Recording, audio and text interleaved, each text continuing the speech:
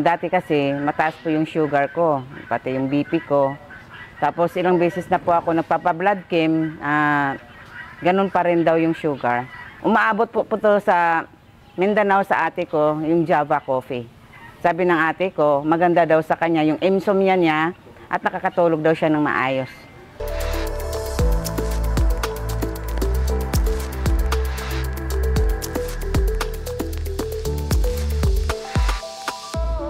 Ako po si Joy Tarsita, taga San Nicolas, City of San Fernando. Malaki po siyang naitulong sa akin. Nung una kong tinitake, nung 1 to 2 days, parang sumasakit yung sikmura ko. Yung pala, healing process pala yon. So, tinutuloy-tuloy ko lang po siya hanggang sa, dati kasi mataas po yung sugar ko, pati yung BP ko. Tapos ilang beses na po ako nagpapa-blood chem, ganun pa rin daw yung sugar. Pero nung nag-take ako ng Java, no, mga ilang months siguro, mga 2 to 3 months, naging okay siya. No? At nagpa-blood chem ulit ako at nag-normal po lahat yung aking mga result.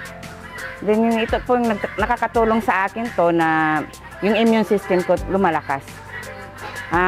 Month of March, basta tag-init po pagka ganyan ng araw na yon, nagkakasakit po ako. Matagal ako magkasakit pag ganyan. Pero sa tulong ng Java Coffee, ay ito po, hindi na po ako nagkakasakit. No? At saka malaking sa akin kapag mabilis kasi ako mapagod. Pero dahil nga, nakapapalakas siya sa immune system, kaya yun po, naging okay na ako. Kahit na maglaba ako ng marami, hindi na ako napapagod. At saka yung isang nakakatulong po, nakapagbenta ako dahil na-test ko sa sarili kasi. Iba kasi yung magtitinda ka na hindi mo iano sa sarili. Kailangan ititest mo muna sa sarili bago mo itinda. And then, umaabot po to sa Mindanao sa ate ko, yung Java Coffee. Sabi ng ate ko, maganda daw sa kanya yung insomnia niya at nakakatulog daw siya ng maayos.